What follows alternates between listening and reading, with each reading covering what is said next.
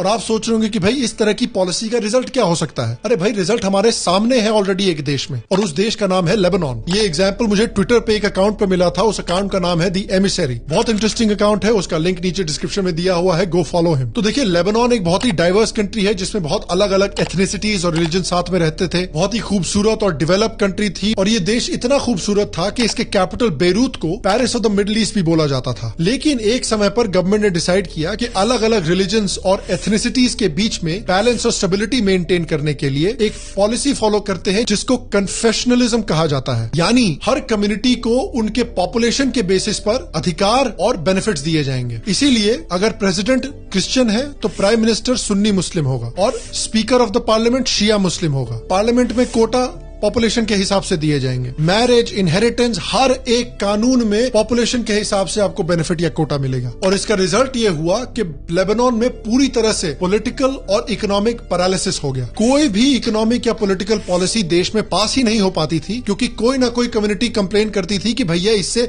दूसरी कम्युनिटी की मदद हो जाएगी, या फिर हमारी पॉपुलेशन इतनी है तो हमें एक्स्ट्रा बेनिफिट मिलना चाहिए। तो बेसिकली गवर्नमेंट पूरी तरह से पैरालाइज हो गई, और उसके ऊपर से और भी ज्यादा कोटास और बेनिफिट्स पाने के लिए एक तरह से पॉपुलेशन वॉरफेयर होने लगा लेबनान में। लेबनान के सुन्नी मुस्लिम्स पैलेस्टाइन के सुन्नी मुस्लिम्स को अपने देश में आकर बसाने लगे ताकि उनका पॉपुलेशन बढ़े और उनको ज्यादा बेनिफिट्स मिले। और इवेंचुअली हालत ये होगी कि लेबनान में 1975 और 1990 के बीच में एक सिविल वॉर होगा, जहां पे क्रिश्चियन ग्रुप्स जो हैं वो इजराइल को सपोर्ट करेंगे और पैलेस्टीनियन क्रिश्चियंस को अपने देश में सेटल करने की कोशिश करेंगे एक्स्ट्रा कोटास पाने के लिए। बेसिकली आज लेबनान की हालत खस्ता है। जिस देश को यूरोप से कंपेयर किया जाता था, आज वो यूरोप का 10% भी नहीं है, और देश में 25 साल तक सिविल वॉर चला है। और एंड रिजल्ट ये हुआ है कि वहां की क्रिश्चियन पॉपुलेशन को ऑलमोस्ट पूरी तरह से देश से बाहर निकाल दिया गया है। ये है जितनी आबादी उतना हक का एंड गेम। इंडिया में भी यही हालत होगी। परमानेंटली एक कास्ट वॉर क्रिएट हो जाएगा इंडिया में। उसके ऊपर से कन्वर्जन और भी तेजी से होने लगेंगे। म्यांमार और बांग्लादेश से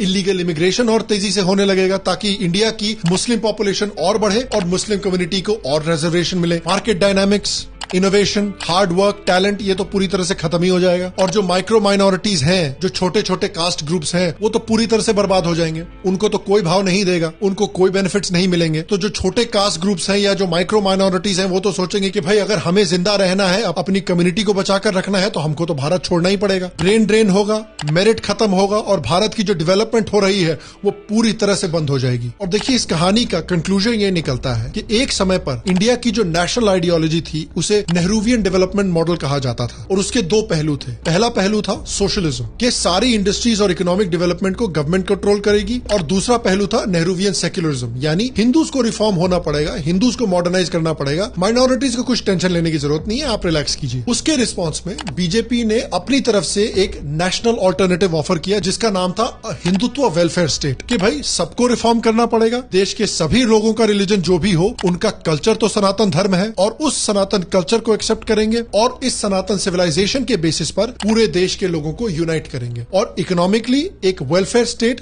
प्लस फ्री मार्केट डेवलपमेंट को सपोर्ट किया जाएगा। और इस आइडियोलॉजी ने 2 इलेक्शंस में नेहरूवियन डेवलपमेंट मॉडल की आइडियोलॉजी को हराया है। उसके रिस्पांस में ऑपोजिशन ने एक नई नेशनल स्ट्रेटेजी निकाली है जिसको हम जातित्व कहेंगे। हिंदुत्व के ऑपोजिशन में जातित्व, ये फ्रेज भी मैंने एमिसरी से ही उठाया है। Again you can follow him by clicking the link in the description below. तो देखिए हिंदुत्व का गोल था कि इंडिया के लोगों को caste, region, languages and even religion की बाउंड्रीज से अलग करके हिंदुत्व यानी सनातन कल्चर और सिविलाइजेशन के बंधन से जोड़ा जाए। जातित्व का मतलब हुआ कि भारत को एक जाति राष्ट्र में डेवलप किया जाएगा, जहां पर आपका देश, आपका कल्चर, आपका सिविलाइजेशन सबसे इंपॉर्टेंट नहीं है, आपका कास्ट सबसे इंपॉर्टेंट है। जातित्व का मतलब कि भारत को उसके धर्म, उसके कल्चर, उसकी डेमोक्रेसी से डिफाइन नहीं किया जाएगा, बल्कि उसके लोगों के कास्ट से डिफाइन किया जाएगा। और अगर आपका कास्ट भारत माता से बड़ा है, आपके धर्म से बड़ा है, आपके सिविलाइजेशन से बड़ा है, आपकी देशभक्ति से बड़ा है, तब तो भाई देश को डिवाइड करना बहुत ही आसान हो गया। ये एक बहुत ही घटिया और डेंजरस तरह की वोट बैंक पॉलिटिक्स है जिसको डॉट अलायंस वापस लाने की कोशिश कर रही है। ये बेसिकली